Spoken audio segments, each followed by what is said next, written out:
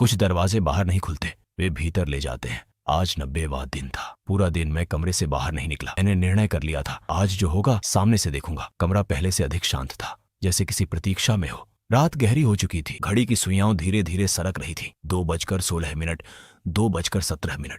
इस बार कोई दस्तक नहीं हुई, कोई आवाज नहीं, सिर्फ आईना जो असामान्य रूप से साफ दिखाई दे रहा था। मैं आईने के सामने जाकर खड़ा हो गया। इस बार प्रतिबिंब ने देर नहीं की। उसने मेरी ही आवाज में कहा, तुम्हारा समय पूरा हो चुका है। मैंने पहली बार उससे प्रश्न किया, अगर मैं अंदर आ गया तो बाहर कौन जाएगा? प्रतिबिंब मुस्कुराया, कोई तो जाएगा। अचानक मुझे समझ आया, कमरा 217 किसी को जबरदस्ती नहीं खींचता, वह प्रतीक्षा करता है जब तक व्यक्ति स्वयं हार न मान ले। जो भीतर जाते हैं वे वही होते हैं जिन्होंने अपने जीवन से हार मान ली होती है। आईने के भीतर कैद लोग मृत नहीं होते, वे बस अपने ही पराजित रूप में बदल दिए जाते हैं। मैंने गहरी सांस ली। मैंने आईने की ओर हाथ बढ़ाया और फिर वापस खींच लिया। मैंने कहा, मैं हार मानने नहीं आया था। प्रतिबिंब का चेहरा विकृत होने लगा। उसकी मुस्कान टूट गई। कमरे की बत्ती तेजी से झपकने लगी। अचानक आईने में दरार पड़ गई। एक नहीं, कई दरारें। प्रतिबिंब चीख रहा था, पर आवाज कमरे से बाहर नहीं जा रही थी। मैं पीछे हट गया। एक तेज चमक हुई और आईना पूरी तरह चकनाचूर हो गया। कमरे में अब सिर्फ कांच के टुकड़े थे। घड़ी बंद हो चुकी थी। 2:17 पर ही कमरा अब सामान्य लग रहा था, जैसे कुछ हुआ ही ना हो। अगली सुबह मैं सामान बांध रहा था। जाते जाते मैंने